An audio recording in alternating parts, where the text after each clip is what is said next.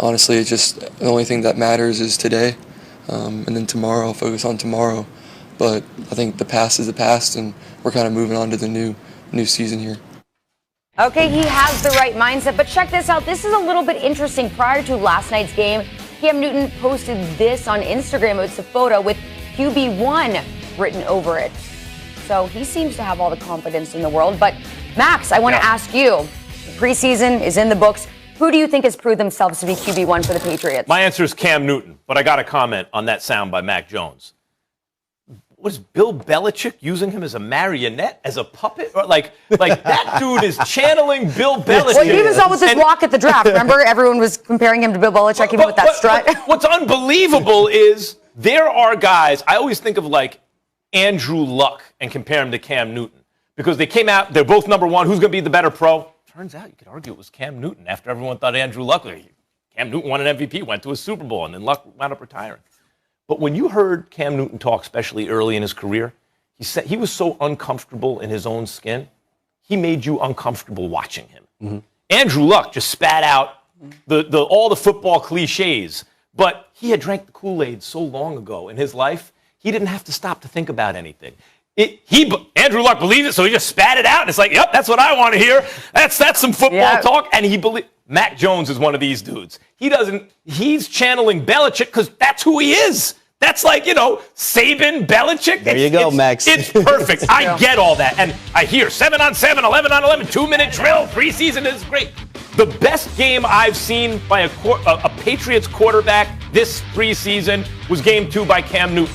That was the best either one of those guys played. That was the best. And Cam Newton is a former MVP. He was voted by his peers best player in the league. Middle of Tom Brady and Aaron Rodgers' prime. The football players of the world said, that dude. And so did everybody, right? That's why he won the MVP. Got to a Super Bowl. He was his own best running back, and the tight end was his best receiver. Got to a Super Bowl. Cam Newton in the past was a great quarterback. Well, he couldn't beat you with his arm. Stop. That's just a means to an end. He was a great quarterback at one point. And then the last time seen healthy in a system with which he was familiar, he was an even better passer under Norv Turner. He was having his best passing year. Then he got hurt. Then he went to the Patriots. No preseason, COVID, no practice, new system, no weapons. That's why Brady left. Then he got COVID. Until then, he looked pretty good. He looked like, look out for Cam. I saw that same Cam Newton again. Nothing against Mac Jones. As I said, that dude looks ready to be the Patriots quarterback. I think Cam Newton's better right now. Well, I'll tell you this. Before this week, Cam Newton was on my QB1. And I wanted Cam Newton to win this job. But after Pandora's box got opened a little bit, Cam Newton in the COVID situation. Pandemic's box. He gave Mac Jones an opportunity to slide in the door, right? And you just heard Mac Jones there. He had the opportunity. He's taking advantage of the opportunities that presented himself. You just mentioned, Charlie, the guy has completed 36 for 52, 389 yards, 1 touchdown. But most importantly, Max and Charlie, he doesn't have any interceptions. Yep. He has not turned the football over. Eat that. He's not going to mess it up. No, he's not going to mess it up. And I'm looking at Mac Jones last night. I'm like, this young man, to be a rookie, is confident, right? He's grasped the offense. He's delivering the ball in the pocket. He's efficient. Poised. Very poised. And then when I look at Cam Newton, didn't have his best game yesterday. When I'm looking at Cam Newton,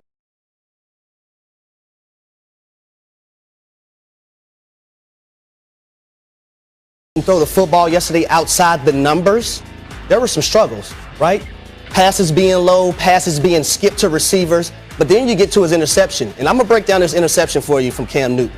So the Giants your New York football Giants did a great job defensively, Mac, disguising their coverage. Right. So they played a Tampa 2, but let me tell you how they played it. They kind of did it with some invert, right? Inverted 2 in there. So they blitz from the boundary side of the football field. They blitz the cornerback, right? Logan Ryan's playing in the middle of the field. So he goes and takes the flat that the corner's normally supposed to take. Safety in the middle of the field, he goes back to that same side, plays the cover 2 half field. Other safety on the wide side of the field plays half field as well. The corner on the wide side of the field, he's playing his flat responsibilities. But let me tell you where it gets dicey at. They lined up Martinez, the linebacker, on the line of scrimmage with another safety to disguise it. At the snap of the ball, Martinez's responsibility is to take the deep middle of the field, right? That's his responsibility as a linebacker in Tampa 2. So now you have a wide receiver on a linebacker. Now, let me tell you how important recognition is, Charlie and Max. Recognition as a quarterback is very important. You have a receiver matched up on a linebacker.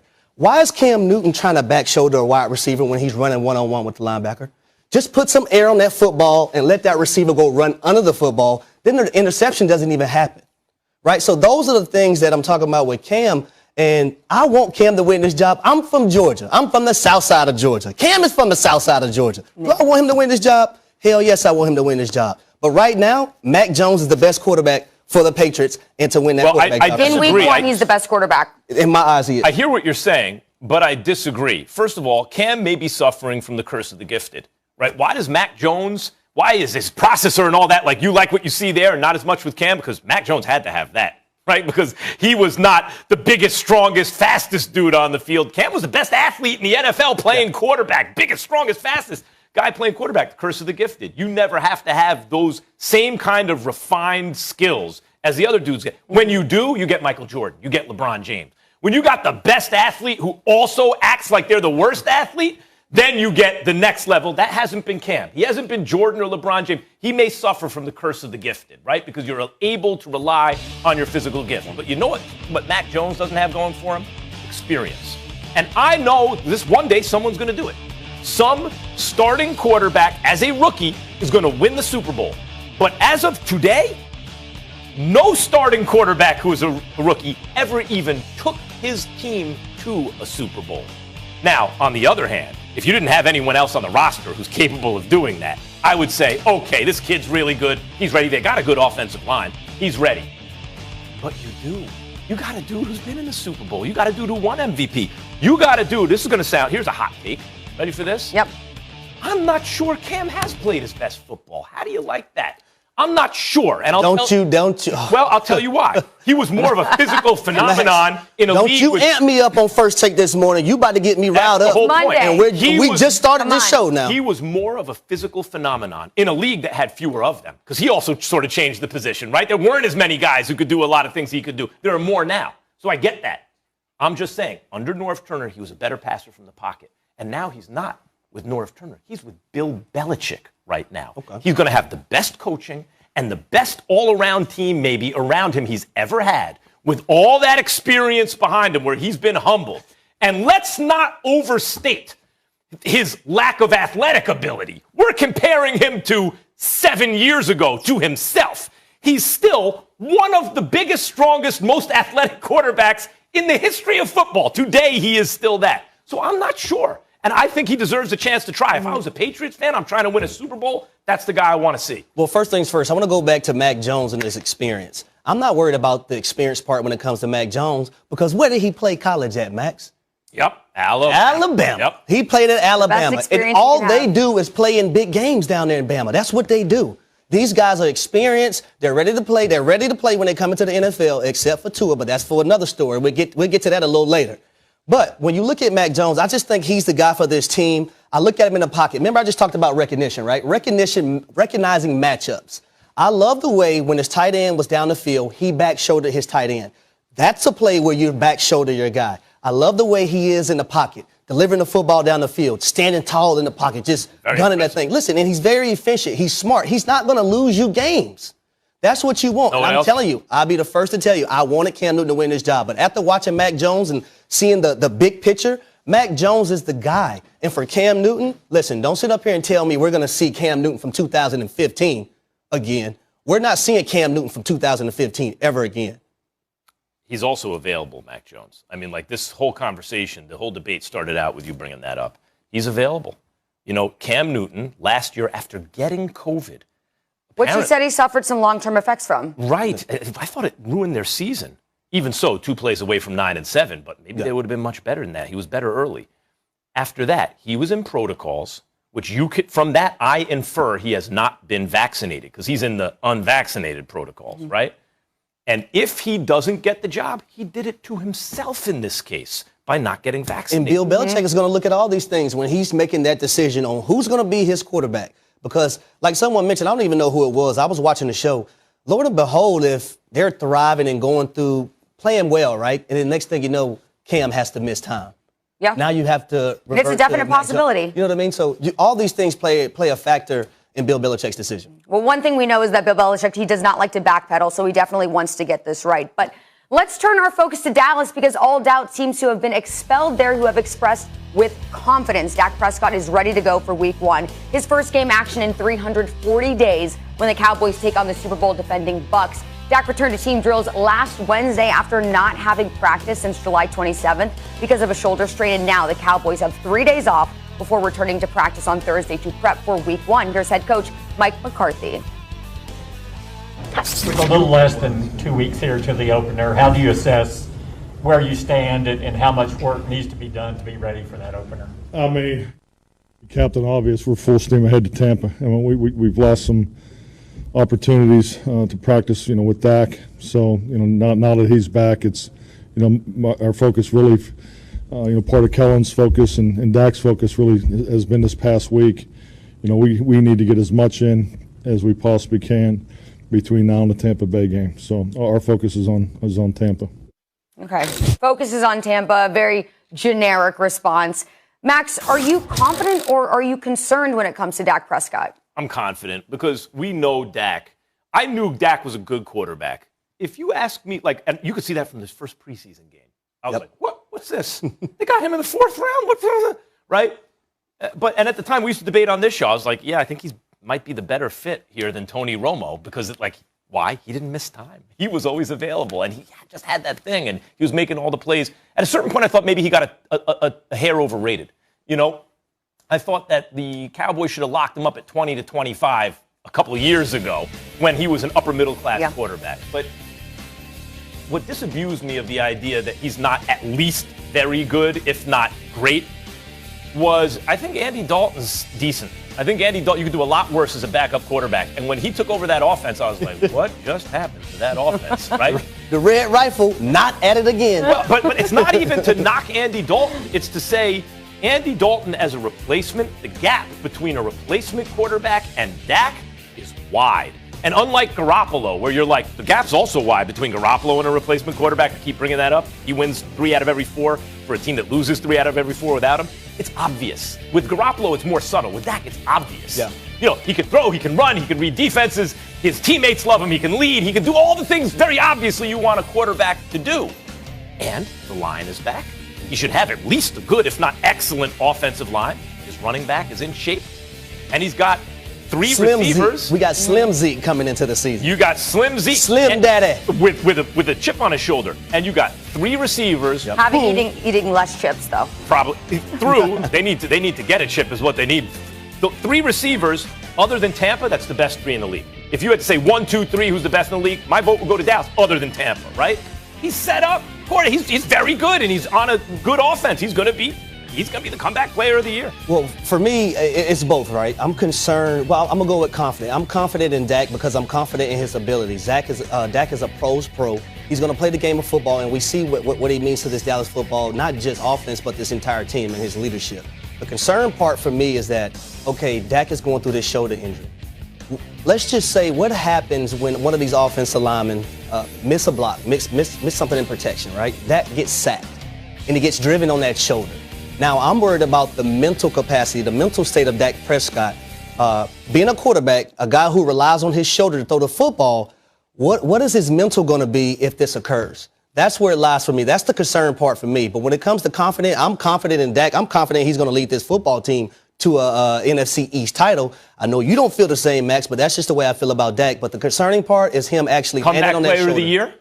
Oh, man. I don't know. You tell me. I think yes. I mean, and I give you my answer. You tell me first. I think he will be. He's a quarterback who, coming off a catastrophic injury, is on an excellent offense. Furthermore, if stuff doesn't work out, let me tell you the list of blame, right, before you get to Dak. And this will last several seasons. Everyone's emotionally invested in Dak, Dallas Cowboys quarterback. We talk about him all the time. So we know the character. People want him to stay around and succeed, right? Cowboys financially invested in Dak. They want him to succeed. Now, if things don't work out, first, we'll look at the defense. How much can the offense do? Because you know the offense is going to be good, right? If the offense isn't good, we'll look at the offensive line. I don't know. If the Zeke isn't running the ball, then we'll look at the offensive line, right? If that's not good, who are we going to look at? Mike McCarthy. We're not going to look at Dak. We're going to look at the coach. Coach, what's the matter? You got talent on this team.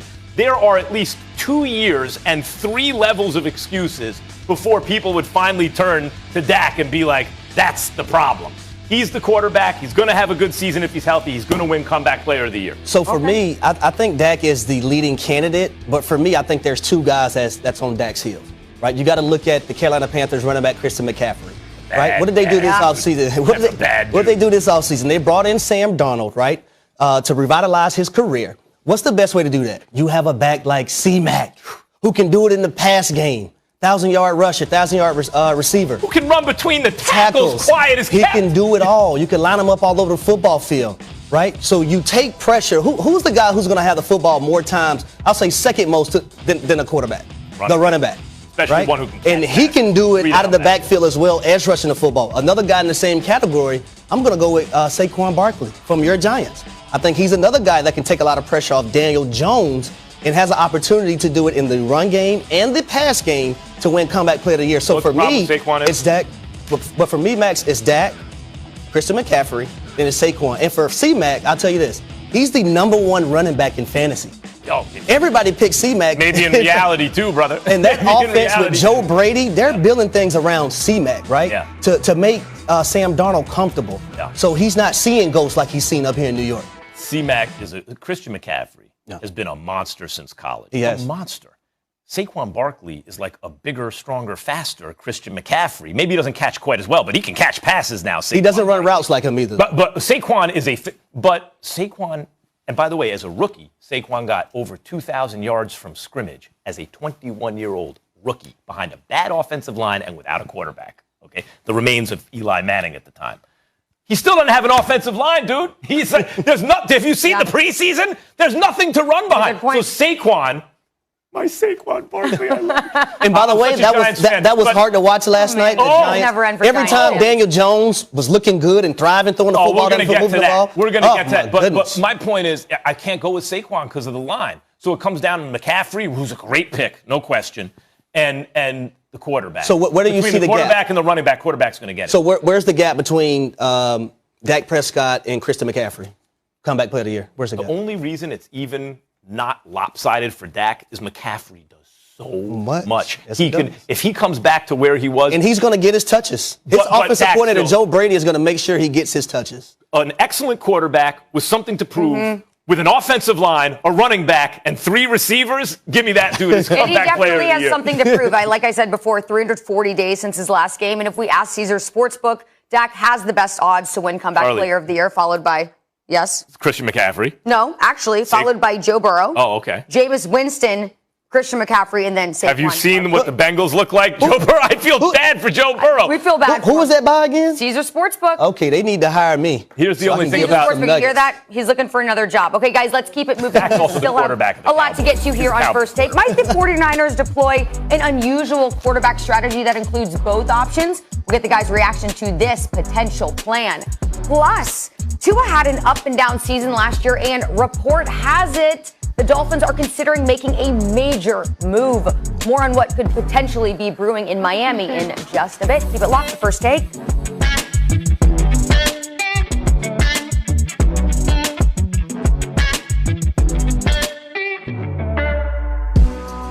All offseason, we have speculated whether it will be Jimmy G or rookie Trey Lance under center for San Fran, but we never considered it could be both. In last night's preseason finale against the Raiders, the Niners offered a glimpse of how that might work. For the 2 drives or 24 plays that most of the starters were on the field, Shanahan rotated the quarterbacks. Both drives resulted in rushing touchdowns, 1 for each quarterback in that 34-10 victory. So, Kyle Shanahan, what do you think about it? I thought they did a good job. I mean, by no means was it perfect, but I thought just the function of it and going in and out and not knowing when it's going to be, it wasn't a planned rotation or anything. I was trying to make it situational, so I was just doing it mainly off impulse and, whenever the down and distance, it felt like what we wanted to call. So those guys seemed like they handled it good. Yeah, you definitely feel it. I think even with me and Trey running on and off, the tempo was still pretty good. So there was a couple of times getting to the line where they're still making calls and things like that, and you could tell it was tough on them. So that's what we're trying to do. Yeah, I can imagine it would be hard to adjust to. Now, our quarterback, Dan Orlovsky, joining us now. Max, do you like the idea of the 49ers rotating quarterbacks? When I was a kid on Saturday Night Live, there was a character played by Dana Carvey called the Grumpy Old Man. And he would say, I don't like things now compared to the way they used to be. right? And here I am, the grumpy old man, because I recognize, like, I finally was also admits a kid when Bill Walsh and the West Coast offense was taking over, and Bill Parcells is like, he's got to prove that works. What I do works. And I was a Giants fan and a Parcells fan, but guess what? As great as that was, Niners did even a little better. Niners were a little better. It did work. So I'm not saying it can't work. You can innovate and think, but this ain't the way it's always been done. And I think you take a risk by innovating, not if you're in a position where you don't have the horses, right? You got to do something. You got to have an asymmetrical kind of strategy. Like if you play chess and you're the black pieces, which always go second, go figure, right? If you just do the theoretically strongest move every time, you're always a step behind the white pieces who start first. So you got to do something asymmetrical. You got to do something to throw off the balance. So I get innovating like that if you need to do something. But I look at San Francisco's roster and I'm thinking, this is a Super Bowl roster. So, like, be careful what you do when you have, if you didn't have a quarterback who I believe in, Jimmy G, but I do. When you have a quarterback who, I will say it again because no one's listening, he wins 3 out of every 4 games, regular season and playoffs, for a team. Well, that's because, Shanahan. Really? Because when Shanahan doesn't have Jimmy G, he loses 3 out of every 4 games. Same team, same personnel. The quarterback changes, and you go from elite to terrible. And there's a big sample size here. So do I think they can win a Super Bowl with Jimmy G? Yeah. You know why? I saw it come one play away from happening. I do. Now is not the time I would mess around with rotating quarterbacks on a regular basis in the regular season. Well, Max, I give you my take. And Charlie, to answer your question, I don't like it. I love it. Right? Because it's an advantage to the 49ers offense. Now, what does it forces defensive coordinators to do? It forces defensive coordinators, you have to stay up that much more at night to try to prepare not only for Jimmy G, but for Trey Lance and what he can do in the run game, right? What else does it do? It forces defenders on teams to have to study more information. And I'll tell you what I love from Kyle Shanahan, right? Kyle Shanahan had this wrinkle in his back pocket the entire time, even before he traded up to go get Trey Lance. And what did he do? He waited to the 3rd preseason game to throw that little wrinkle out there and throw that little bait for the rest of the NFL to see, because he wants to put everything on display and show the NFL that this is what you're going to have to prepare for.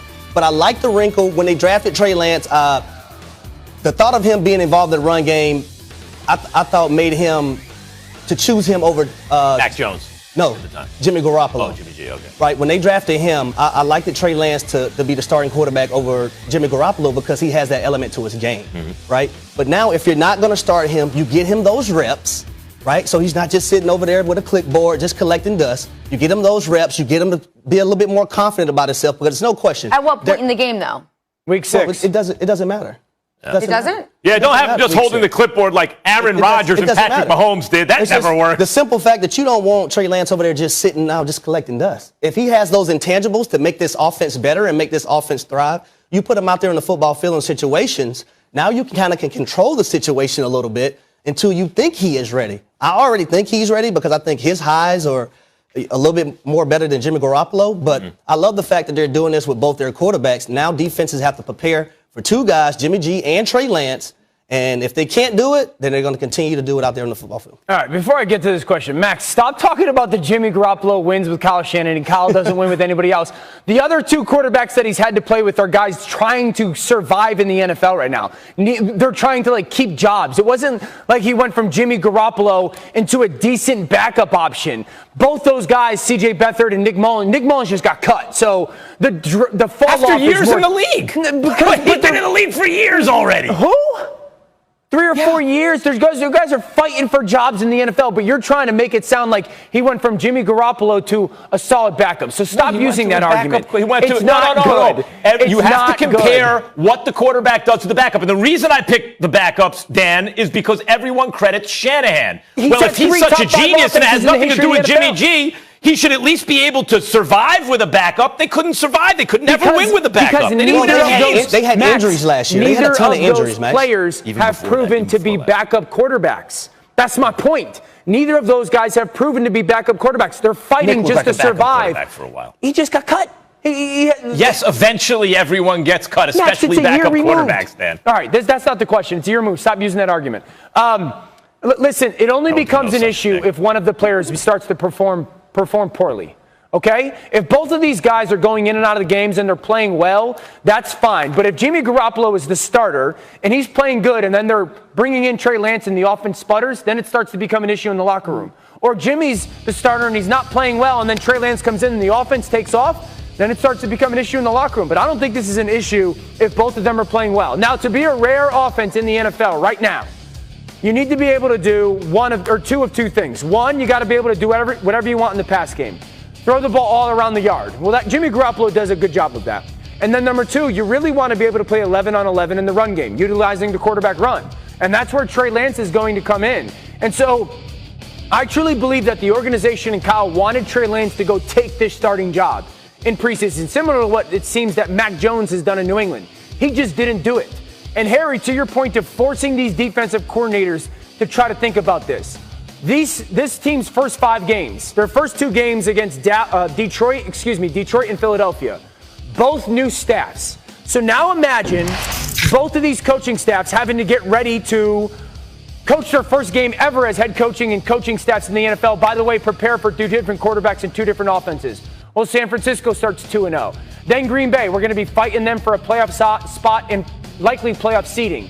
And then 2 division games, Seattle and Arizona. You're forcing these really meaningful games by gaining an advantage and likely going to be able to steal either a win or 2 in those first 5 games. Then week 6 comes.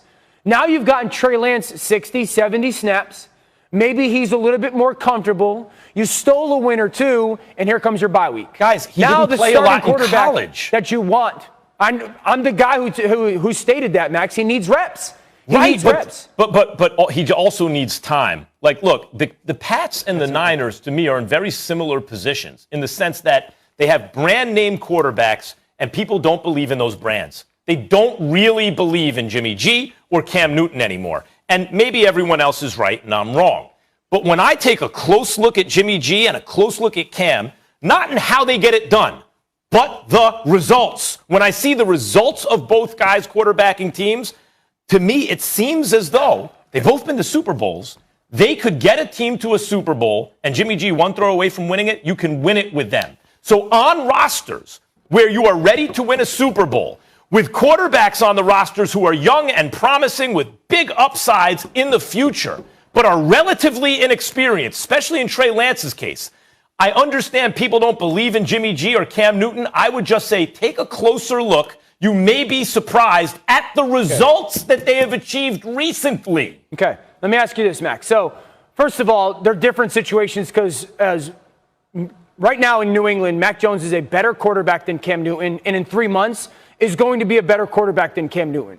Okay? Trey Lance, here's the question that San Francisco, and this is the one I'll pose to you. Who's a better quarterback today, Trey Lance or Jimmy Garoppolo? Jimmy Garoppolo would be where my money is. Now, who makes the offense better, Trey Lance or Jimmy Garoppolo? Don't do it to him, Dan. The thing is, Trey Lance going to have to do that consistently. That's the thing. Max, that's I don't the know. thing. Don't do it to him, Dan. There is more upside with Trey Lance. I'll put it that way. There's more upside with Trey Lance. And the downsides are going to be similar. Jimmy Garoppolo throws an interception almost like every game. So he doesn't stay healthy and he gives the ball away. The health is the main thing. That's why they have Trey Lance. Mobile quarterbacks are historically proven. We did a study on this on NFL Live like a month ago. They just don't turn the ball over as much because their athleticism gives them another part of progression where they don't have to panic with the football. Where statue quarterbacks or pocket passers like myself, like Jimmy Garoppolo, we don't have that. It's a little different. We have to throw the ball. It's a little different because Alex Smith was a mobile quarterback. Alex Smith. Who's going to make your offense better? Maybe not September Patrick Mahomes would have made the Chiefs' offense better year 1 than Alex Smith from everything that was coming out of it. Like everyone who looked at Patrick Mahomes said, "Oh my God!" But you know what they did? They were patient. They had a good quarterback in Alex Smith, a veteran, and a team that could make the playoffs, and it did. And then the next year, they gave the ball to Patrick Mahomes, the biggest success story in the history of sports. But Patrick would not be utilized in the quarterback run game like Trey Lance would be. So now we're taking an offense. Kyle Shanahan has had 3 top 5 offenses as a coordinator in the NFL. RG3, Matt Ryan, and Jimmy Garoppolo. We're talking about an offense that is if not the hardest, one of the hardest in the NFL to prepare, and now we're giving it another superpower element. Will he miss more throws than Jimmy Garoppolo? Yes. But he is also going to have more parts of the quarterback run game with their offensive. Mostert's going to be better. The offensive line will be better. The pass game will be easier. It's just going to be if easier. If he can keep that up all season as a rookie with a thick college resume. I'll say this, fellas. I'll say this. That's why I think it's important, Max. If they're not going to start Trey Lance, that they control the package that he does have into a ball game, right? So when you bring him in for a couple snaps to do this zone read, all kind of things like that. I think I'm not against that. Now that's different than rotating the guys. But I'm just saying, though, now you're controlling the narrative. You're controlling his play, right? You say he needs to grow. If you feel like he needs to grow, then that's a way to do that. Just give him packages that he can go in on and be successful. Here and there, right. I'm not saying they're each getting 50% of the snaps. Oh, my gosh. Listen, by listening to all of you talk about it, it does seem like there's a lot of upside to this strategy. But, Dan, like you mentioned, this could lead to some disruption in the locker room if it's not executed properly. So both guys will completely have to be on board if this is the way that Kyle Shanahan decides to go. Okay, Dan, you are sticking with us for the next segment. But for now, we're going to take a quick break because guess what? Decisions. Will the mastermind Bill Belichick go with Cam or Mac? We will debate in jeopardy. According to Yahoo Sports, the Miami Dolphins have emerged as the front runner in trade talks for Houston Texans star Deshawn Watson, who, by the way, is still under investigation after being accused by massage therapists of multiple accounts of sexual misconduct. According to Yahoo, someone from a team that dropped out of trade discussions for the quarterback, the Texans are seeking 3 first-round draft picks and 2 second-round selections in exchange for Watson. So here's Miami head coach Brian Flores about when he was asked about the matter. I would say I'm interested in the players that are on our team. You know, that's what I'm interested in. I'm interested in, Reed Sinnett, who went out there and played, his butt off tonight. I'm interested in Jared Dokes, who we talked about, a second ago. I'm interested in the guys who, that didn't play today, that, we're focused on our recovery and being fresh for next week. That's what I would say. I mean, I'm interested in the players on the Miami Dolphins. Dan Orlovsky's still here with us. Now, this is far from the first time the Dolphins have been linked to Deshawn. So, Max, if these rumors are true, what does this say? Is it more about what the Dolphins think of Tua Tagovailoa or Deshaun Watson? If the rumors are true, at this point, it's about Tua. Now, let me explain. Originally, I was as loud as anyone, and as soon as it was like Deshaun Watson wants to be traded, Miami. Miami makes the most sense for Deshaun. Why? Well, usually, like Deshaun wanted to win, right? Usually a team that trades for a guy like Deshaun is giving up so much that can't be very good in the future. But Miami's young, talented, and they have extra draft picks through shrewd GMing, really. Not because they stunk, but because they made deals, right? So there's a warm weather destination, a team with a national following, in fact, going back to, the perfect season, and then Dan Marino and everything, who's really good. No-name defense, but they can play. They bring in Jalen Waddle. I mean, that dude can turn 5-yard pass and take it to the house. And they have an excellent coach. Remember when, not long ago, we were asking, is this the worst team in NFL history? They looked like they quit on Brian Flores early in the season, and he turned it around. That season, that's a coach. And the whole league is really, you want to boil it down, coach and quarterback. You got a coach and you got a quarterback, you're all right. So I looked at Deshaun and thought, oh my God, that fit in Miami. He's a superstar quarterback, a team that's ready to win. He can take them over the top, right? Plus, you could trade Tua, who may turn out to be a good NFL quarterback, and some draft picks because you have a lot of draft capital. Make it happen. At this point, though, the off-field problems that Deshaun Watson has, when you say massage therapists, plural, we're not talking about 2 or 3. The last I count is over 20. Over 20. That's right. So unless there's some massive conspiracy, something's, this is not good. And so at this point, if the rumors are true that they're engaged in a trade talking about multiple first-round picks, at that point, to me, it becomes about Tua. Because why would you be that desperate for a distressed asset, still overpaying for it, if you believed in your guy? That tells me you see a possibility with Deshaun Watson, and you're willing to deal with the Texans as though he's not a distressed asset, because that's how bad you want him. That tells me they don't believe in their guy. Yeah, this is about Deshaun Watson. All right, so I love chicken parm. I love chicken parm. If I could pick one food to eat for the rest of my life, it's chicken parm. It's the best dish to ever come out of Italy. Don't tell me it's not from Italy, okay, everybody? So yeah, if you're not Italian. It's from Italy. So it's a great Italian dish, chicken parm. But you know what I love to do with my chicken parm? Instead of putting red sauce, marinara sauce on it, I put vodka sauce on it. And then I put them, because it takes it to the next level. And Tua's chicken parm, Deshawn's chicken parm with my vodka sauce on it. It just goes to the next level. I love Tua. I'm a big supporter of Tua. I've had Tua's back over the last year. I think he's going to be a really, really, really good pro. Deshaun Watson is a known commodity. I'm not touching the off-the-field conversation. I'm just keeping this on the field. He's a known commodity. There are questions still attached to Tua Tagovailoa on the field. There is not about Deshaun Watson on the field. He is a top 5 player at if he can get on the field. But he's a top. I'm not touching the off-field stuff. He's a top 5 player on the field. He is that. Yeah, but the teams have to deal with that, Dan. That's why. That would probably be figured out before the deal goes through. I agree. Your information better be correct if you're going to do it. That's all I've said about it. You better be right. But as far as comparing the players, there is stuff that Deshaun Watson does that only a handful of quarterbacks in the NFL can do. Patrick Mahomes, Josh Allen, Aaron Rodgers type stuff.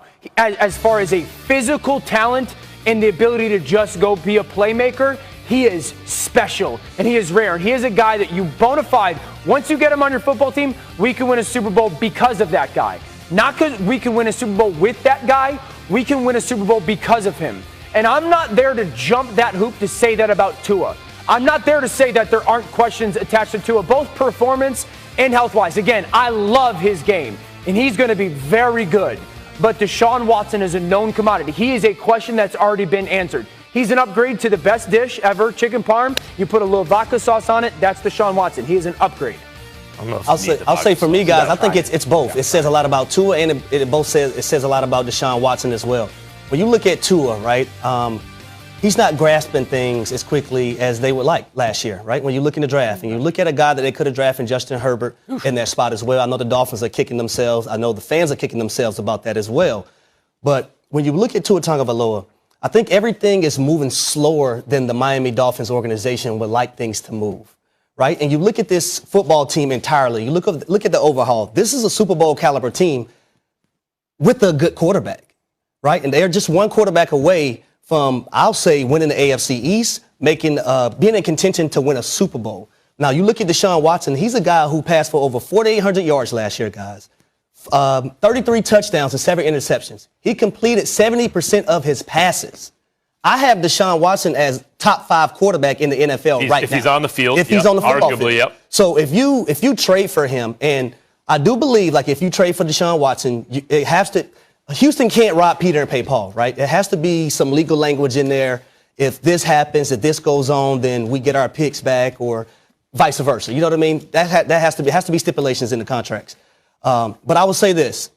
If the Miami Dolphins, and I put this on my Twitter, if the Miami Dolphins get Deshaun Watson, the AFC is going to be so crazy. No doubt. And the AFC East has just been shaken up. I am no longer picking the Bills to win the AFC East, because at that point, I don't know who's going to win the AFC East. Look, Deshaun there's Watson's Mahomes and Rodgers and Brady, right? That's in a different category. If Watson's on the field, there's Watson, Allen, Herbert, and Russell Wilson probably. Like, that's the very next group. And Watson's good argument, he's leading that group. Well, he was great last year on a bad team. So they basically just wasted a year down there in Houston. So, but Deshaun Watson, man, when you look at his play on the field, I'm just talking about on the field, Max, he is a top 5 quarterback in this league. He can not only do it with his legs, he can do it with his arms. And we heard what Dabo Swinney said. He's the Michael Jordan of football. Won a national title, and the year before.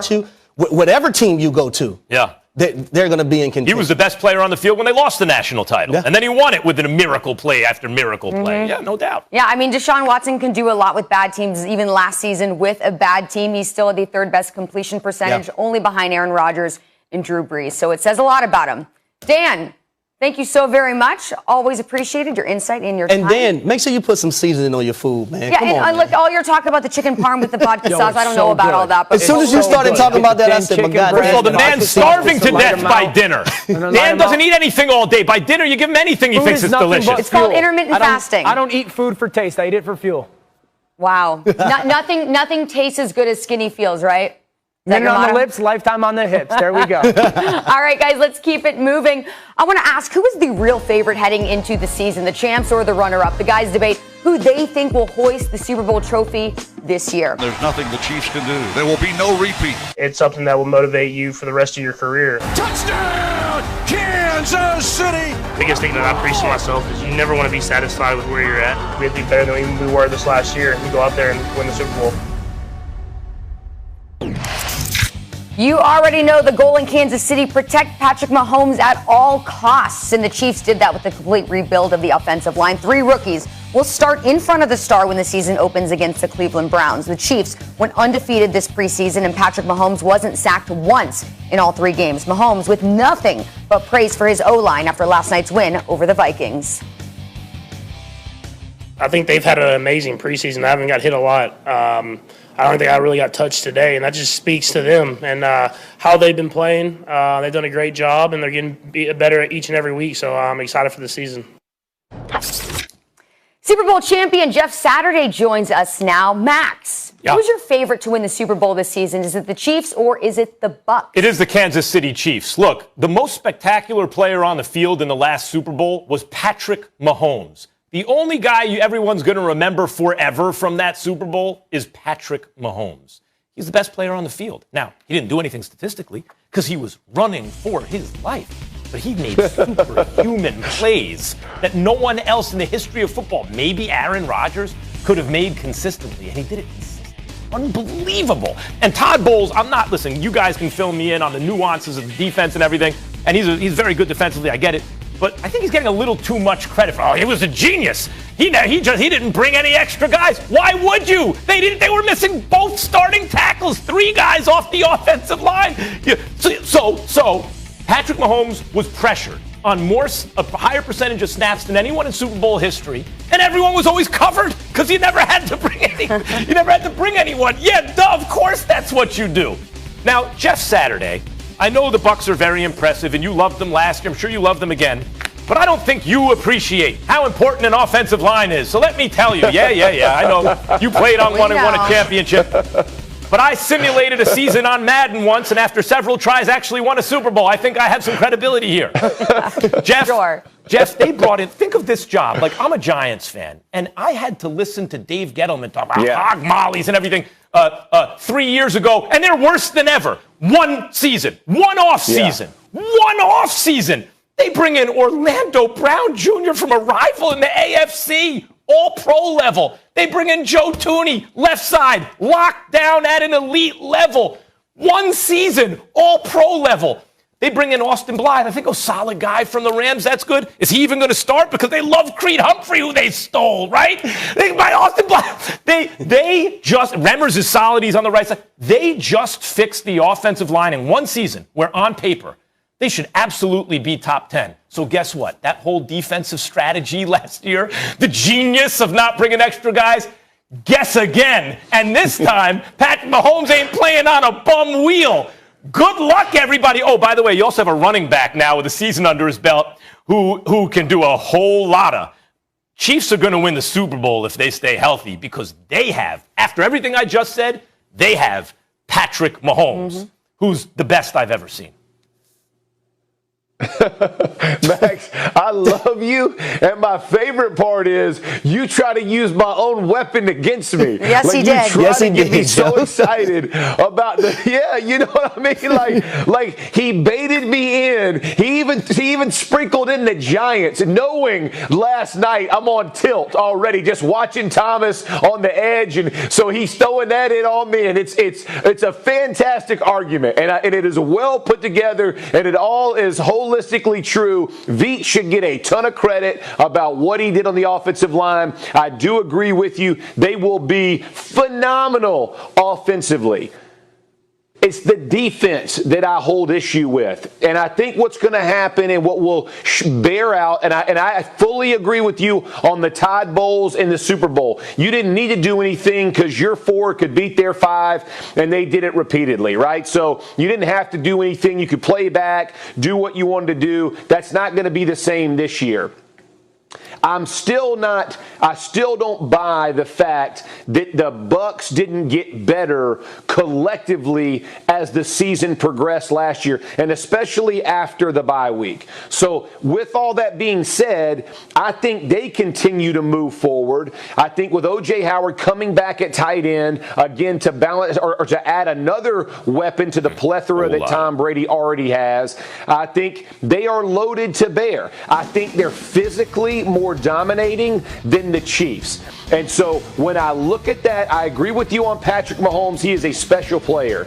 But when it gets down to brass tacks, I would take both the Bucs defensive line and their offensive line over what we have in Kansas City. So as well played out and well thought out as your argument, and it is all true about what they've done, I still think I tilt the edge to the Bucs O-line and D-line in totality, and that's going to be the difference maker because all else is going to be equal when it comes to scoring points. They can both put them up, but who can stop them better? I give Todd Bowles and that defense with the Tampa Bay Buccaneers a slight edge over the Chiefs. For me, I'm going with the Super Bowl defending champions. We're going with the Tampa Bay Bucs, Max. When I watched the Tampa Bay Buccaneers the other night versus the Houston Texans, and I seen Tom Brady in this offense go 11 personnel, right? And go up and down the field where Tom Brady's calling plays. Oh, let me throw it to Antonio Brown here. Oh, you know what? I hit Chris Godwin up the seam. Oh, you know what? Let me get Mike Evans involved, right? I look at that personnel and I see how things went then. But let me talk about their personnel a little bit more. They can go 12 personnel with one back, two tight ends, and two receivers and do the same thing up and down the football field. I'll take it a step further, Max. They can go 13 personnel. They can run out three tight ends. One running back, three tight ends who are athletic, and one wide receiver, and go no huddle and do the same exact thing because their three tight ends are better than your three defenders who will probably be guarding them. Not to mention, when you bring in three defenders, tight ends into the game, you have to match personnel. Because if you don't match personnel, they're going to gash you in the run game. Now, when I look at the Tampa Bay Buccaneers, your argument for the offensive line for the Kansas City Chiefs was right.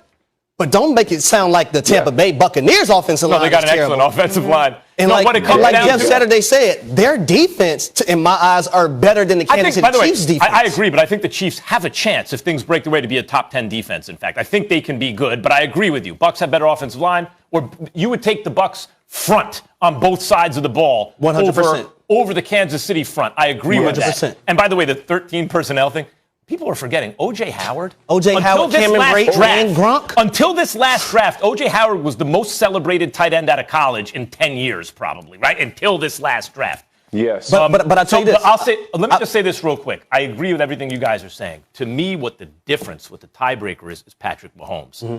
He's a guy at his best where I saw Aaron Rodgers and was like, well, that's the best I've ever seen. I know Brady's greater and everything, but the best I've ever seen is Aaron Rodgers. Not anymore. The best I've ever seen, if I have to split hairs and take a guy, is Patrick Mahomes. He can do things no one else except Rodgers can do, ever. And you give him weapons now, and you protect him, and you give him a solid defense, he's different. But, Max, you can't discredit the Tampa Bay Buccaneers even having an offseason this year. Those guys won the Super Bowl without even having an offseason, without even being able to build a continuity. All true. Now they've had an offseason to actually do that. Yep. Now they're going to start the season off on the same page because they didn't start off on the same page last year. It was a little rocky early on. But now all of these guys are going to be on the same page. They're going to be working together. They're going to be going up and down football fields. And I just think they have the best chances to repeat as Super Bowl champions in 2021. Yeah, listen, and I will say this. I think the most exciting part from a fan's perspective, and I think all three of us agree with this, great teams got better. And it's just rare in the NFL when you see, usually when a team wins the Super Bowl, it all gets blown up and everybody's going everywhere. Not this time, right? The Chiefs have really held it together for 3+ years and will continue to hold it together because of what kind of deal Patrick Mahomes signed.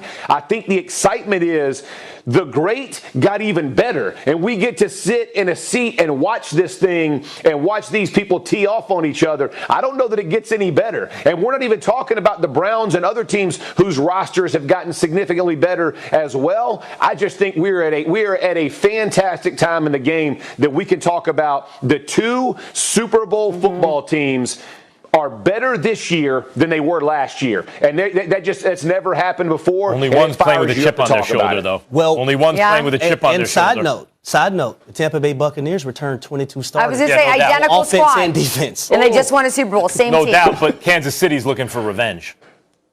Yes, okay, so Kansas City is looking for revenge, and according to Caesars Sportsbook, they have slightly better odds at plus 500 rather than plus 650 for the Bucs. So that's Mahomes' odds. Right now, they are the favorites to win the Super Bowl. We'll see how that goes. Jeff, you'll be back with us in just a bit. I'm telling you, Jeff, the offensive line is an important part of the game. One day you'll understand this. He's trying to reel you in, Jeff. He's trying to reel you in. It's underrated. I know it's not as sexy as the quarterback. I know it's not as sexy as the quarterback, but it's really important, Jeff said. Don't you take the bait, Jeff. Don't take it. Okay, guys, let's keep it moving. Jerry Jones says Dak Prescott will be ready to rock week 1. But August is who is going to start at quarterback after an unprecedented run of success with Tom Brady under center? Belichick got inconsistent play from that position last year, which then led to the team drafting Mac Jones in the first round back in April. Both Cam Newton and Mac Jones had strong performances this preseason in the battle to be the starter. Jones played twice as many series as Newton, 14-7, and both men threw for a single touchdown. The Pats opened the season September 12th against the Dolphins. Now here's Bill on the quarterbacks. Do you feel like you need to make a decision soon because the style of the two players is fairly different? I feel like whatever we do in the next couple days, like every day, should be what's best for our football team, and that's what we're going to try to do. Okay, so that sound just from this morning, so very fresh. It's what's on his mind. Harry, what is at stake for Bill Belichick this season? Can I just laugh for a second, Charlie? Because for some reason, I love seeing Bill Belichick do interviews. I mean, who doesn't? Because his demeanor it never changes whatsoever. He's very authentic. It never changes. But I'll tell you, what's at stake for the New England Patriots? Well, number one, winning, Charlie. You look at this organization in the last 20 years, the last 2 decades, they've only had 3 losing seasons. And 2 of those losing seasons was without Tom Brady, right? Number 2, I'll say the fan base. This fan base is used to a winner. And you look at the Boston area, period, right? You look at the Bruins, they win. You look at the Red Sox, they win. You look at the Celtics, they win. Everyone in that city is accustomed to their sports teams winning. So winning for the fans.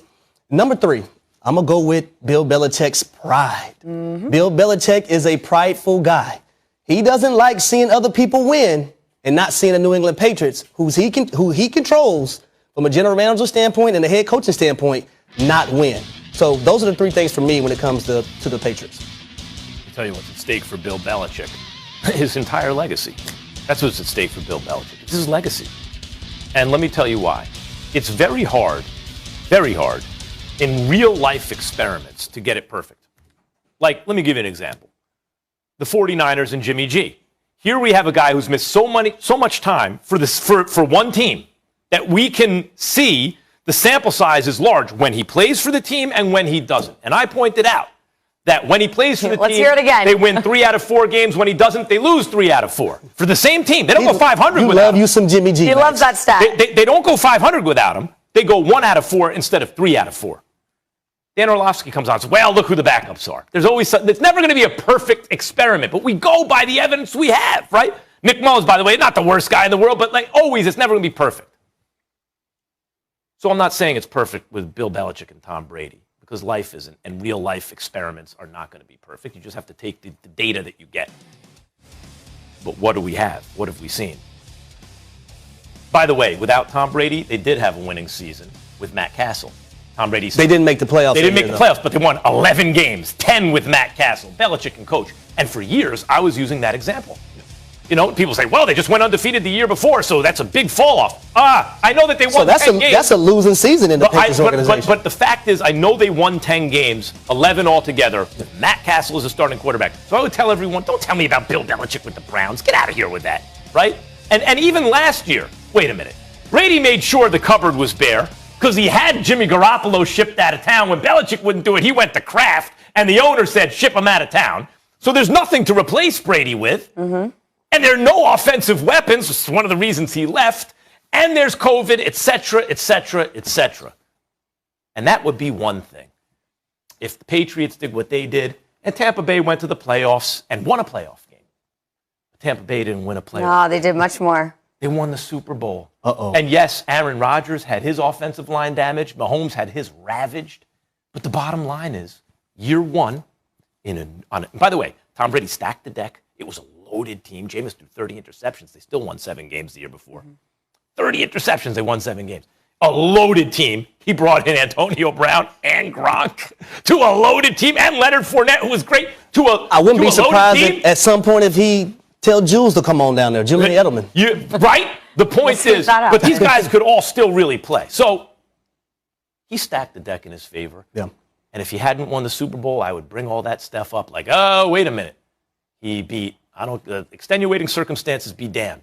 He went through Aaron Rodgers and Patrick Mahomes on the other side of the ball to win the freaking Super Bowl in his first year. And did it without Bill Belichick. In his first year without him in the NFC. Not all those years where it was like, well, the best quarterback you ever had in your division was Chad Pennington for a few years before he got hurt. Get at it. It's the worst 20-year run of quarterbacks ever in the history of football in a division. All you had to do, since you're going to win the division every year, is win one home playoff game. You're in the AFC Championship game. Big deal, Tom. Year one, he won the Super Bowl. And Belichick had a losing season. So in real-world experiments, I can give you all the excuses for Belichick and all the reasons. No one's going to remember that. They're going to remember what Bill Belichick did without Tom Brady. This season, his legacy is on the line. He is the greatest coach in the history of American team sports by far when you think of what Belichick did until last year. And now all those people who had that, was it more Belichick or Brady? The greatest argument in sports of the 20th century, along now with Jordan or LeBron, because LeBron has a lot of people believing, right? The greatest argument. I was always on Belichick's side. Come on, it's the coach. It's football. It's the coach. Not anymore. Not if Belichick has another losing season. No. So now let me say this. When I said losing seasons, I meant actually the Patriots, if they don't make the playoffs, that's in their eyes, that's considered a losing season. Traditionally, yes. Yes. You know what I mean? So, but let me tell you this. I had the opportunity of interviewing Asante Samuel on my show, The HD Connection. And I asked Asante Samuel about the Bill Belichick and the Patriot way. You want to know what Asante told me? It's not Bill Belichick in the Patriot way. Tom Brady is the Patriot way. And he gave all the credit to Tom Brady. I also talked to Deion Branch. Deion Branch told me, I said, what does Tom Brady do to make guys better? He said, it's not necessarily what Brady does to make people better. He just elevates, he makes everyone around him elevate their play. He makes everybody goes here, right? So when I look at that and I look at Asante Samuel, he said, well, it's not Bill Belichick in the Patriot way, and Tom Brady is the Patriot way. You're right, Max. Bill Belichick's legacy is on the line. Because if he can't win this year and Tom Brady continues to win in Tampa, then the questions are going to circle back around. Was it Tom Brady or was it Bill Belichick? So I agree. The answer is going to be, by and large, Tom Brady. Yeah. Even people like me who said Belichick all these years are going to have to say, extenuating circumstances, I said, be damned. This is what actually wound up happening. This is the evidence we have. It's imperfect, but it's what we got. Yeah, this will definitely determine the ending of what could be one of the greatest sports movies of all time. Okay, well, guess what? We have more Tom Brady talk to get to. His shocking overall ranking given by his peers. It was not number one.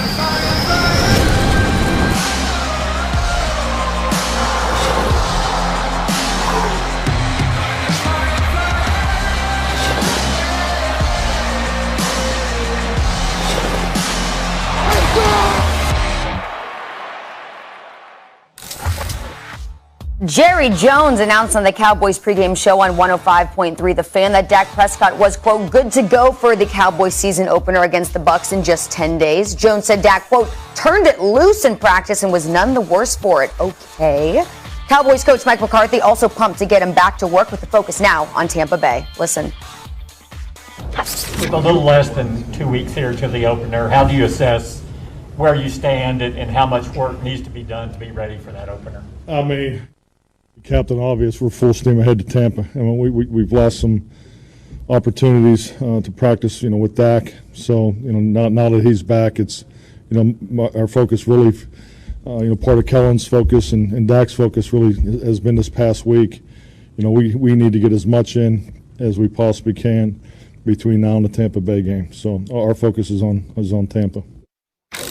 They are letting Dak loose. Jeff Saturday back with us. Jeff, are you more confident or more concerned with Dak Prescott this season? Man, I'm more confident. Are we serious? Like, he got a little shoulder soreness and everybody's off the Dak train. Didn't we just make him the highest paid quarterback and he's going to do all these things? He's got weapons galore. Like, you think about Michael Gallup is his 3. I mean, you got Lamb, you got Cooper. You have a good offensive line where 3 of those guys are coming back. You got Zeke Elliott. I mean, the table is set. All you got to do is go execute. So, no, I am very confident that Dak is going to have an incredible season. I'm excited to see it. Do I care if it starts a little slow in week 1 or it's not great against Tampa Bay? No, because I know it's a 17-game season and he has been pushed a little bit behind because of the shoulder. But when you talk about Dak Prescott, like, we're all of a sudden not going to be Dak fans because he had, shoulder stiffness in training camp. Like, there's no way I would not be confident in him. I think this kid plays under pressure as well as any quarterback I've seen. I've never seen him be overwhelmed in the moment, look out of sorts in the moment. Certain dudes just kind of have it, right? When they hit the huddle, they just look calm, they look composed, and I think that exemplifies what Dak has done ever since he replaced Tony Romo. So I'm excited to see Dak. Like I said, do I think week 1 will look like week 4? No, but I also understand how an NFL season works, and I think you better be more confident in Dak Prescott for the 2021 season, much more than being concerned. I'm just happy that Jeff Saturday finally is coming around on the O-line and the importance of the O-line. Jeff, him out. Do not let him do it, Jeff. He's trying to reel you in again. Don't you take the bait, Jeff. But I'll say for me, Jeff, I said this earlier. I think it's both for me, right? Am I confident in Dak as a football player to go out there and perform and do well for this football team? 100%. But my concern lies on the simple fact that he does have this shoulder soreness, right? And I'm concerned that they do play the Bucs the first game of the year, who has a lethal pass rush, who has a guy named Todd Bowles, that if he has to, is going to dial up the pressure. So when you have those things, if Dak Prescott takes a sack, right, and he gets driven into the ground, which guys shouldn't be doing out in the NFL anyway, but just say it happens, and he lands on that shoulder, and that shoulder gets a little sore, I'm concerned about Dak's mental capacity when he relies on his shoulder to throw the football down the field, to get the football to these lethal weapons that he do have. That's the only concern I do have when it comes to Dak Prescott. I'm not worried about Dak Prescott's play if he's healthy. I do think, and Joe Theismann was on my radio show last week talking about how when you have an injury to a lower extremity, like, why does the shoulder show up? Now, obviously, it makes sense. You need to compensate somehow, right? And so that could be an ongoing concern because once there's a weakness and you're getting hit and all that, okay. And he hasn't practiced a lot, but Dak is a very good player. And as I said earlier, Jeff, if there was any questions, I knew he was good. My question is could he be elite, or is he looking a little better than he really is based on, playing from behind and they have to air it out? He's putting up numbers, great offensive line. Then you saw Andy Dalton play for that same team. You're like, oh, no, Dak is a huge plus over a replacement level guy. And Andy Dalton knows what he's doing. He's a competent guy. And Dak is just much, much better. I'll say this, why I'm confident also. Guys, if it doesn't work out, if they have a bad season, and I'm anticipating the Cowboys underperform this year, as usual. What? Yep. As usual. It happens every year. Why is everyone acting surprised? Dak was healthy 2 years ago, and they were 8-8. They didn't make the playoffs, and it was the worst division ever. And then last year, he was under 500 when he got hurt. Let's not act like this is something new.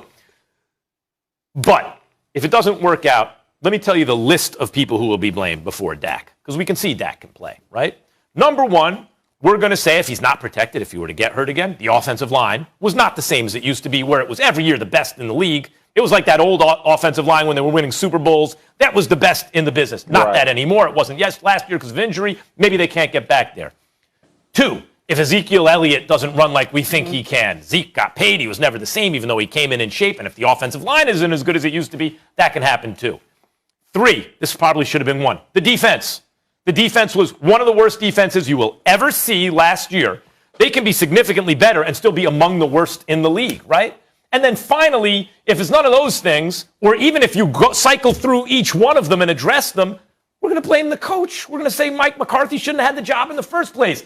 To my mind, Dak has 3-4 levels of excuses and other places to look, and at least 2 seasons of that before he's looked at. And because I know he is good, I'm saying I'm confident that Dak won't be part of the problem. He'll be part of the solution. Okay, so Jeff, you just heard that Max say he believes that the Cowboys are going to underperform this season yet again. I want to ask you, because you seem to have a lot of confidence in Dak Prescott. We know he's a big difference maker. Do you see Dallas as the favorites to win the NFC East? I do. And listen, as good as the Washington football team is, I think this is the year they take a step. And I'll tell you why. As much as we like Todd Bowles, I like Dan Quinn. And I think the defensive coordinator, I know it's going to take time to get his defense and the right players in the right spot. One thing that you can guarantee about a Dan Quinn coach defense, they will hustle. They will flat out fly around. And that makes a difference in the NFL. And it sounds so cliche, but the truth is, so many plays last year for Dallas was lack of effort, and you will not have that with DQ. So when I look at that, I think that brings that defense up to a mid-tier defense, and with the offense the Cowboys have, I think they set themselves apart in the NFC East this season. Jeff, I agree with you. I think the Dallas Cowboys are going to win the NFC East. And when you look at this defense, Jeff, the defense doesn't have to be great because of what they have offensively. Right. They just have to be decent and do enough to get them over the hump so the offense can take them to the promised land. Now, let's get to Max for a second. Max, you think the New York Football Giants is going to win the NFC East, right? Well, I did. Max, just answer the question. I have to go Washington at this point because I've seen the offensive line in the preseason. Okay, Jeff. That's the problem. I can't believe it's worse than ever. Jeff, I asked him that because I was going to let you go and tell him and ask him, is he high? By even saying that. Yes. Here we go. Look, here was my thought. Let me say, Jeff. He knows. Yeah. Jeff, let me just say, this was my thought. Dallas has the best offense. Mm-hmm. Washington has the best defense. Right. If the Giants' O-line just improved 10, 15%, the Giants would have the second best offense and second best defense in the conference. They'd be the most well-rounded team. I thought they looked well coached last year. They have a ton of talent on offense now. They had a nice, good defense. I wouldn't say elite, but maybe the step below elite defense in the NFL. So I thought they were the most well-balanced team. I've seen preseason that, if anything, the offensive line looks worse than ever. So I have to, at this moment, move off the Giants. Now, look, Fitzmagic, if that's your starting quarterback, what that means is you don't have a quarterback. No knock against him. Damn. He is an NFL quarterback with a long and good career. Mostly I do love his energy. Backup or as a starter in the absence of a real franchise quarterback. I'll still take them over the Cowboys. No, so listen. Let me start with the Giants and the 2-2 because I do agree. Here's the problem with the Giants. The Giants could honestly make some tweaks and changes, like maybe move Solder back over to left, and I think it was Pratt, I can't remember the guy who the right tackle for him last year. Put him back over. I mean, that's it. Yeah, put him back over. Get kind of solidify that back over. There's some moves that they could potentially make because the Thomas situation. He has to be better just one-on-one. Like, it's not a schematic issue. And if they can get his performance up, I agree they could make a huge step. The problem for me with the Giants is you have a quarterback who doesn't get rid of the ball quickly. You have an offensive line that's kind of on tilt. Those two combinations lead to more turnovers for Daniel Jones. That's going to be the problem, right? Their defense will keep them in games, but the problem is Daniel Jones will sit in the pocket a little too long. The edge won't be quite as clean as it should be, and I think that's when turnovers rack up when you look at this. Let me ask something. Is Eric Flowers a left tackle in the NFL right now? Like, Eric Flowers, actually, he can play some left tackle. Not on the Giants, he couldn't. They spent, the 9th pick in the draft on him? Andrew Thomas, they had their pick of any left tackle in the draft. There were tons of good ones. They took the worst one, right? But is he actually the worst one? Or is it that he plays for the Giants and they can't coach the offensive line? Jeff, I'm asking. I don't know. All I know The man is is it's been worked a up. decade Who since picked they've these had guys? an offensive line. Who picked those guys, Max? Don't start me on Gettleman. Don't start me on Gettleman. Don't right. start me on Gettleman. Okay, look, we will find out soon enough whether the NFC East will still be known as the NFC least. Dak Prescott coming back for the first time in 340 days. Okay, Jeff, we got to say goodbye to you, but thank you so much. Don't sleep on the O-line, Jeff. It's Yeah, important. don't sleep on it. All right, See you guys. You know it. Y'all know. Has been revealed, and unsurprisingly, Patrick Mahomes takes the top spot. He's followed by Aaron Donald, Aaron Rodgers, Derrick Henry, and Travis Kelce to round out the top 5. Josh Allen moved up 77 spots from last season to land at number 10. Okay, you probably have noticed there was one name I did not mention in the top 5 because Tom Brady actually came in at number 7 on the list. Max, should Brady have been ranked higher?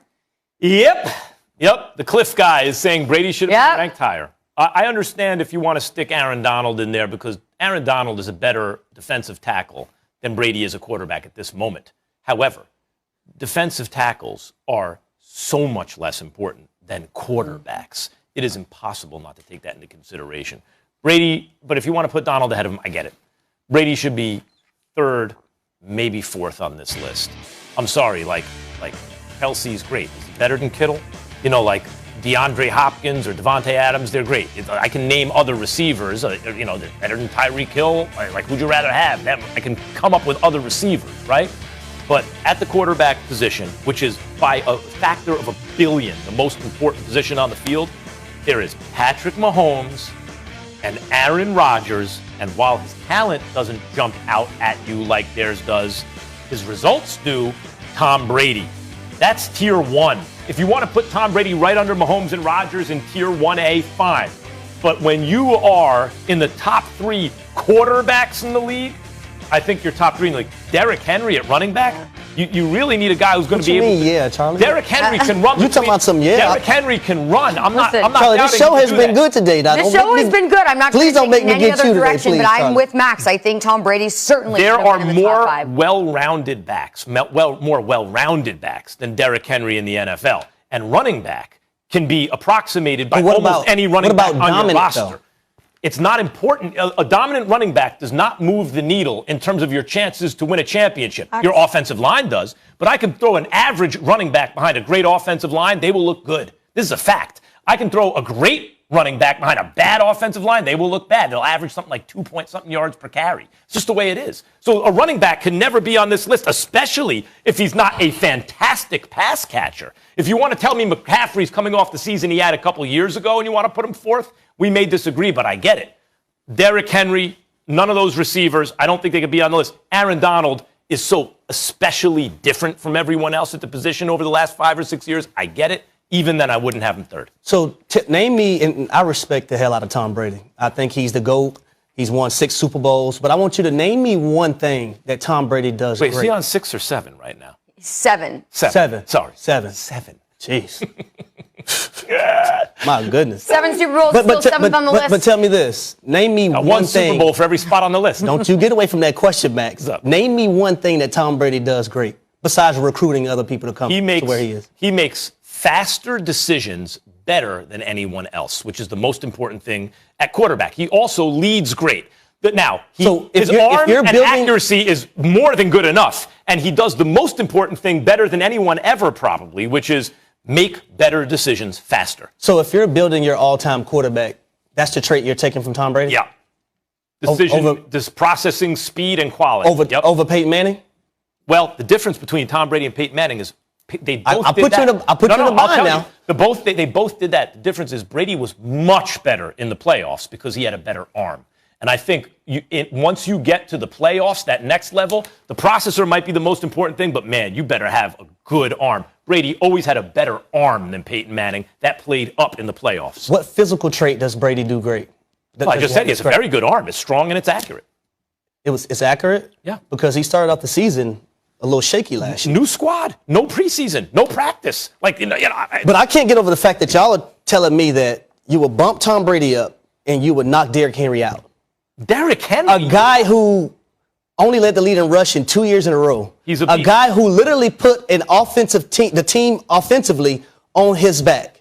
He's a beast. That's what you're telling me? Derrick a guy who rushed for 2,000 yards last year. Derrick Henry is a beast. He's more one-dimensional than most modern running backs. A guy who's going to knock the hell out of you if he stiff arms you. Behind a great offensive line, a decent running back will average 7 yards, right? Behind a bad offensive line, a great running back will average under 3. Now, it's not that the great ones don't give you a premium, because you take that same 7 yards, put a great running back there, they'll give you 10 instead of 7. That's a premium.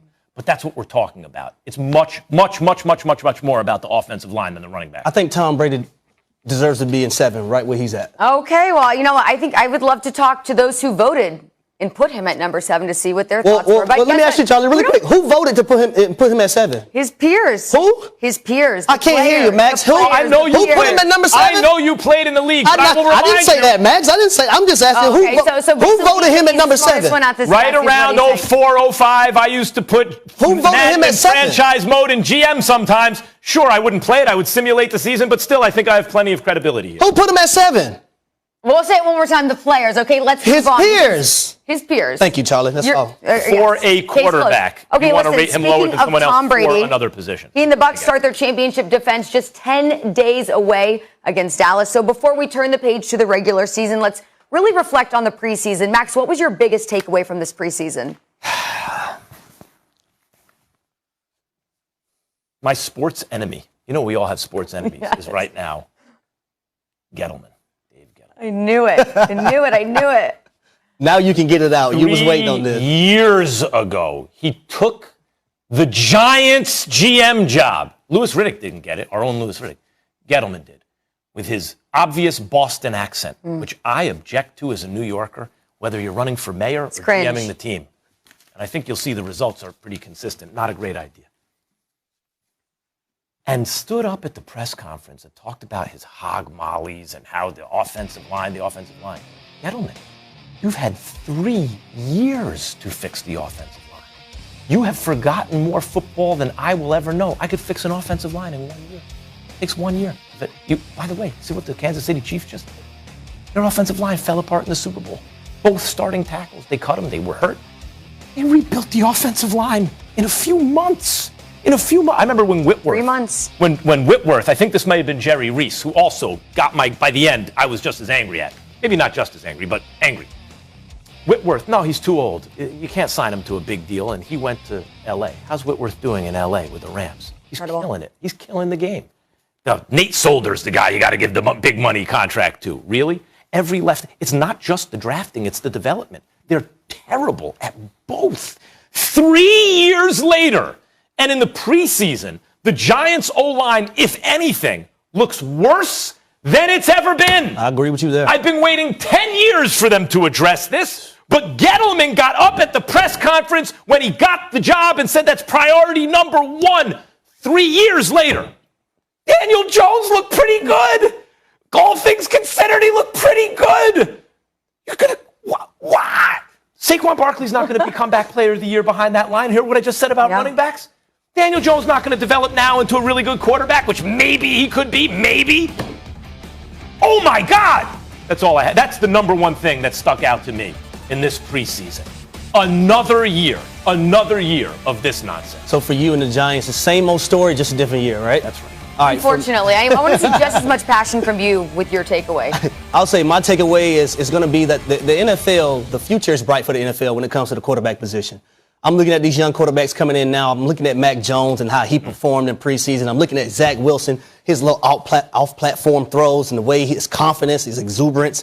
I'm looking at Trey Lance and what he can bring, being a dual-threat quarterback. And then I look at Trevor Lawrence, and Trevor Lawrence is going to be good. I want everybody to understand that. Trevor Lawrence is going to be good. That offense just has to pick it up. That offensive line has to pick it up. And their offensive coordinator, Darrell Bevell, has to pick it up as well. And then you look at Justin Fields. You have another guy in Chicago. He's going to be great down the line. You have all those guys that were drafted this year in the first round. And the future of this NFL is bright. But then you look at Mahomes, look at Lamar Jackson, look at Josh Allen. You add those guys into the equation as well. The future is bright for the NFL when it comes to quarterback position. Yeah, and by the way, last year, Justin Herbert and Joe Burrow's almost like Daniel Jones. I didn't even throw those two in there more yet. talent, right? Like the Bengals are kind of hapless. Yeah. But Joe Burrow's potential He can play. star, Justin Herbert. Oh my God, what can you say? And I'm not writing Tua off That's yet. the Dolphins.